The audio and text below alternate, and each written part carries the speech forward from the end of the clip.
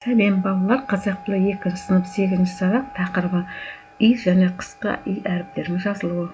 29 жаттығу суретке қарап өлеңде не туралы айтылатын болжа.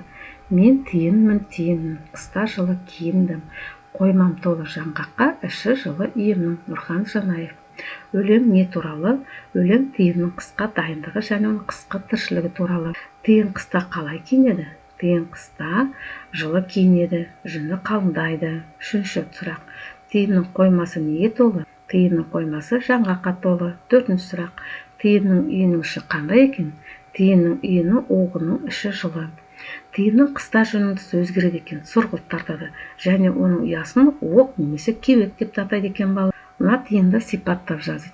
Құйрығы ұзын және үлпілдек, өзі ширақ, пысық, жылдам деп айтамын. Түсі қызғылт, сұрғылт болады.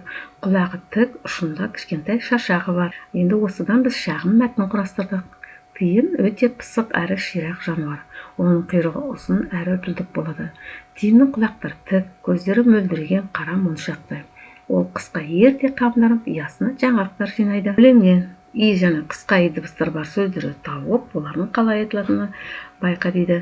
Тиынмын, киіндім дегенде и дыбысы дауысты дыбыс болады. Қоймам, үйім дегенде и қысқа дауыссыз дыбыс болады екен. Ережені еске сақтаңдар балалар. 30-ші жаттығу суретке қарап балалардың не істеп жатқандығы туралы әңгіме.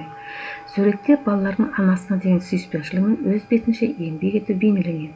Бірінші суретте қыз бала анасына әдемі гүл шоғын сыйлап, оны қуантып жатыр. Екінші суретте ұл бала анасына арнап ашық хат немесе әдемі сурет салып отыр. Ал үшінші суретте бала өз аяқ киімін тазалап, анасына көмектесуде және ұқыптылық танытуда. 31-ші жаттығу сөйлемдерді толықтырып жаз. Анама гүл беремін, айдың суретін саламын, өзімнің аяқ киімімді тазалаймын.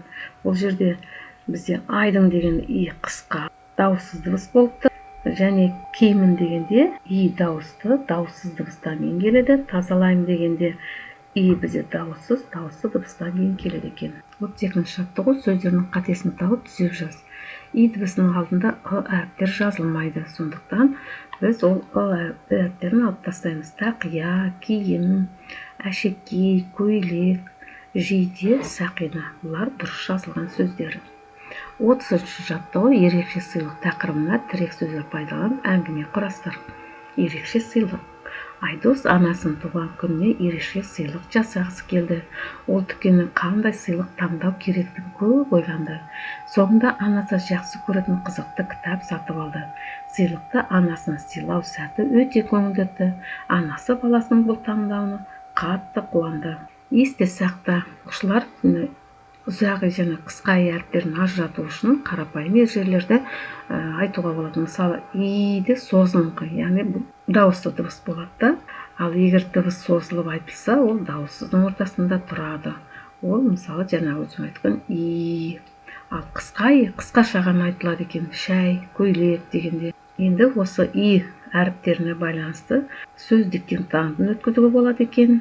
Тақтағы сөздерді, қате сөздерді жазып, сосын балаларға өздеріне дұрысын тапқызу керек. Немесе шағын әдемі киім деген тақырып бойынша диктант мәтінін алып, оның үшін қысқа және ұзақ бар сөздердің астын сызуға болады екен.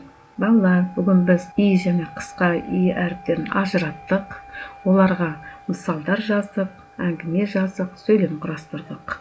Сабақ аяқталды.